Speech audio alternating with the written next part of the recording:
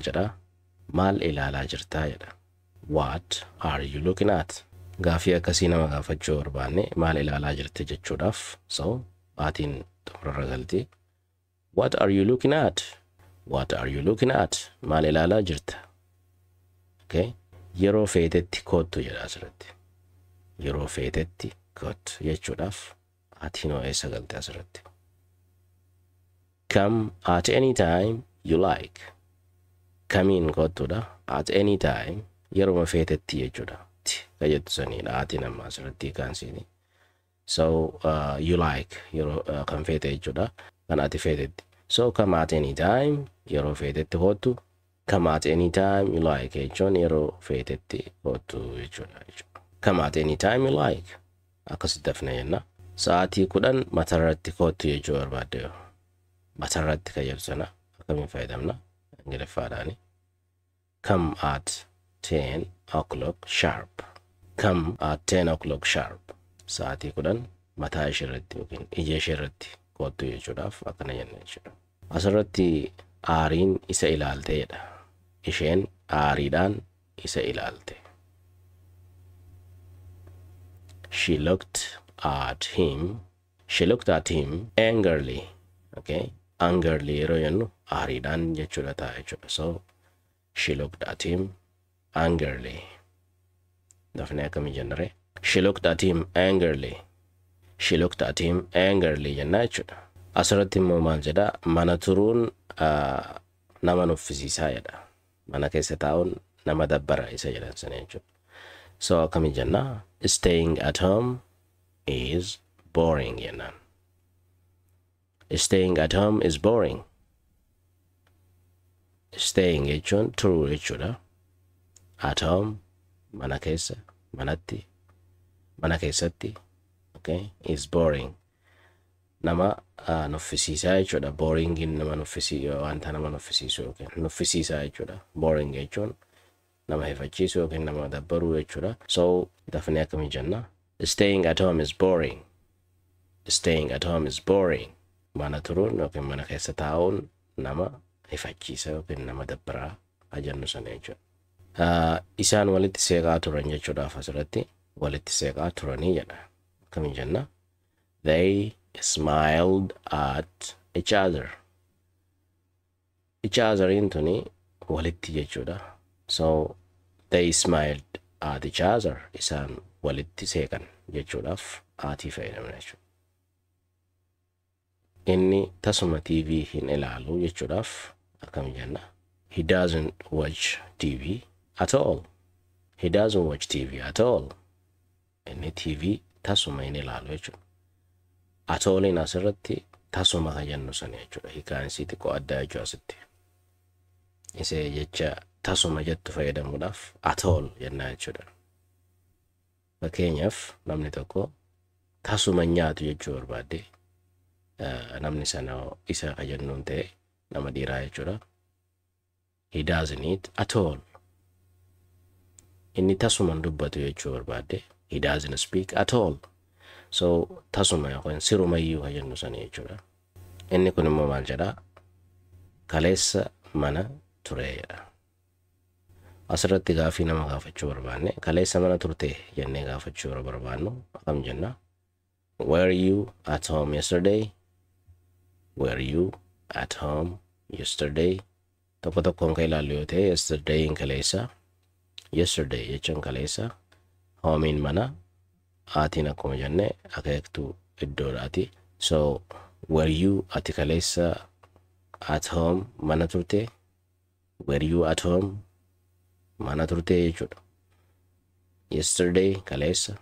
So dafnee jechuudha. Were you at home yesterday?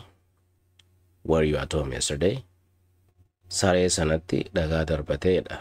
Isatu saree sanatti dhagaa darbate waan ta'eef so akkamii jenna? Inni saree sanatti dhagaa darbate jechuudha. He threw a stone. He threw a stone at the dog jedha. He threw a stone at the dog. He threw a stone at the dog. Inni saree sanatti dhagaa darbate jechuudha. Asirratti immoo maal gootu? the dog ka jedhu as keessaa baasuudhaan inni leencatti dhagaa darbate jechuu barbaadan immoo he threw a stone at the lion.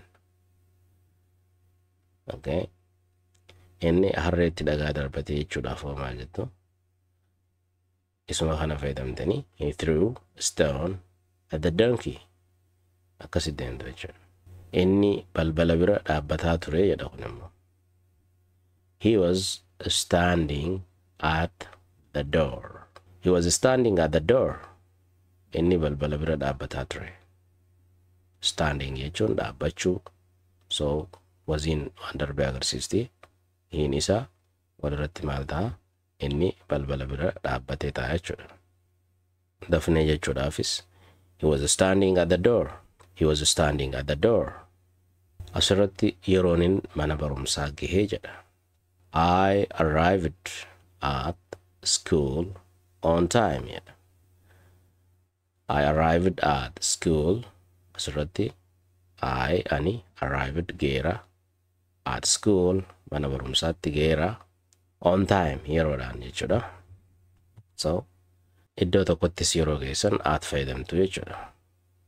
Amma asirratti schoola gahee jira jedha. Isin immoo bakka schoola yookiin immoo mana barumsaa baastanii waan biraa fayyadamtu jechuudha iddoo kanatti. I arrived jettanii at hospital on time. Hospitaalicha yookiin mana yaalaa yeroodhaan gahee jechuudhaaf jechuudha. Isa kana akkamitti dafnee jenna?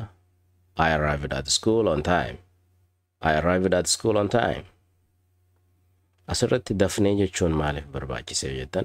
Nuti akka takkaan I arrived at school on time jedhu kanatti hin haasawamu. Maaliif yeroo kan dhageessan ta'e kallattiidha yeroo isaan haasawan saffisaan haasa'u. So saffisaan yeroo haasawamus kallattiin yeroo isaan haasawan maal akka ta'e baruudhaaf saffisaanis haasa'uu shaakaluu qabdu jechuudha.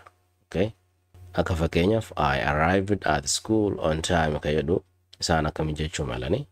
I arrived at school on time. I arrived at school on time. Yoo jedhan waan biraa akka isin ittiin fakkaanneef shaakalaa deemtu jechuudha. Isuma kana ati beektu kana isaan saffisaa waan jedhaniif wanta haraas ittiin ta'u jechuudha yeroo san. Saniif saffisaanis shaakaluu qabdu jechuudha. Yeroon ani jedhu na jala jaa. Saniif yeroon ani jedhu na faana jechuuf yaalii godhaa jechuudha. Deddeebistanii yeroo jettan isiniif dhufaa jechuudha. Taraa takkaaf lamatti dhufuu dhabuu mala. Okay. Aarsaa kamiinuu ishee gargaaruu qabaa jedha. Wama fedhe itti baasee ishee gargaaruun qaba jedha asirratti gabaabumatti. So kana jechuudhaaf I must help her at any cost. I must help her at any cost. Akkasii jenna jechuudha dafneeti. Wama fedhe iyyuu itti baasee yookiin immoo aarsaa kamiinuu ishee gargaaruu qaba yookiin immoo gatii barbaachisu baasee ishee gargaaruu qabaa jedha. Asirratti paaspoortii kee ilaaluu nan danda'a siin jedha nam tokko. Akkamiin siin jedha? May I look at your passport? May I look at your passport siin jedha. Baasaboora kee yookiin immoo paaspoortii kee ilaaluu danda'a jechuudha jechuudha. Ani Ingiliffaa tasuma dubbachuu hin danda'u jechuu barbaadde akkamiin jetta? I can't speak English at all. I can't hin danda'u speak English. Ingiliffaa dubbachuu at all sirumayyuu yookiin immoo tasumayyuu. So isa kana daftanii jechuudhaaf I can't speak English at all. I can't speak English at all. Inni kun immoo maal jedha? Boru mana turtaa yookiin immoo mana ooltaa jettee gaafatte taha nama tokko. Akkamiin jetta? Will you stay at home tomorrow? Will you stay at home tomorrow jechuun boru mana ooltaa yookiin mana turtaa jechuudha. Amma gara dafnee jechuutti adeemnu. Will you stay at home tomorrow? Will you stay at home tomorrow? Asirratti tomorrow baastanii today itti hojii jiru feetan arra mana ooltaa jechuudhaaf. Will you stay at home today? Will you stay at home today? Isa kana immoo iftaanetti jijjiiruu barbaadan. Will you stay at home after tomorrow? Isa akkeessuun ga'umsa qabdii jedha. Okay. Isheen isa akkeessuudhaan ga'umsa qabdii jechuu barbaadde akkamii? She is good at imitating him. Asirratti imitate jechuun nama akkeessu jechuudha. Yoo ati bor jette bor si jala jedhu jechuudha. Waan san akka inni jedhutti akka inni haasawutti yookiin immoo akka inni kolfutti waan san akkeessuu jechuudha. Akkeessuu yeroo yennaa akkasii. So she is good at, isheen dandeettii qabdi jechuudha yookiin ga'umsa qabdi. Maalitti? Akkeessutti jechuudha. Eenyu? Isa akkeessutti ga'umsa qabdi jechuudha. So she's good at imitating him jechuun. So dafnee akkami jenna? She's good at imitating him. Hima kana jijjiiroo feetan himii yoo irraa baastan she's good at imitating. Isheen akkeessuu kanatti baay'ee jabduudha jechuuf. Yookiin immoo atumti mataan kee ani waa akkeessutti jabaadha. Waan namni haasawu akkatti haasawu haa ta'u akkatti kolfa haa ta'u nama tokko akkeessuu irratti jabaa jechuu barbaadde. I'm good at imitating. Okay. So hima kana dafnee akkami jennee turre? She's good at imitating him. Isheen isa akkeessutti ga'umsa qabdii jenna jechuudha. Konkolaataan tokko seensa irratti dhaabbatee jedha. A car stopped at the entrance. Entrancing seensa. So konkolaatichi akka iddoo sanitti dhaabbatetti fayyadamuudhaaf konkolaatichi akka iddoo entrancetti dhaabbataa jiru akeekuudhaaf akeektuun aatiidha jechuudha. So a car stopped at the entrance. Saniif isa kana jechuudhaaf stopped at okay hin jennu. A car stopped at the entrance hin jennu. Kami jenna? Akkuma reefu sinin jee sagaleen xumuraa jecha stop jedhu pidha sagaleen qabdu. So jechi sagaleen qabne verbiin sagaleen qabne yeroo ed itti dabalamu akkuma sagaleen qabne saniin itti fufaa jechuudha. Kam jenna? A car stopped. Okay.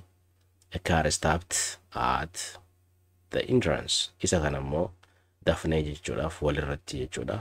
Adda ta'a yeroo sani. A car stopped at the entrance. Okay. A car stopped at the entrance. So barumsi keenya kan waa'ee aatiitii wal qabatu xumuramee jira. Wanti isinirraa eeggamu viidiyoo kana hamma xumuraa kanatti erga xumurtan booda marsaa itti aanu irratti ni barreessitu. Garee WhatsAppiitis waan qabnuuf achi keessatti illee erga viidiyoo kana xumurtan guyyaa lama booda qorumsaatu kennama. Gareen WhatsAppii keenyas viidiyoo kana jala ni kaa'amti. So erga viidiyoo laaltanii xumurtan qorumsa 15 irraa haa ta'u 10 irraa haa ta'u hin qoramna. Sambooda nuuf hin galle moo nuuf galle ka jedhu achi jalatti ilaaltu jechuudha. Waan haarawaan kutaa itti aanu hanga walitti deebinutti nagaan tura.